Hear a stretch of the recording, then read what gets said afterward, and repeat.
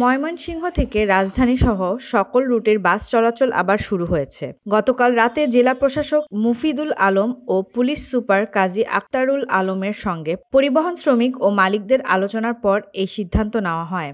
ফলপ্রসূ আলোচনার পর আজ সকাল থেকে ইউনাইটেড পরিবহন, শৌখিন পরিবহন সহ অন্যান্য বাস ঢাকা ও অন্যান্য গন্তব্যের উদ্দেশ্যে ছাড়া শুরু করেছে। বাসস্ট্যান্ডে যাত্রীদের ভিড়ও লক্ষ্য করা যাচ্ছে।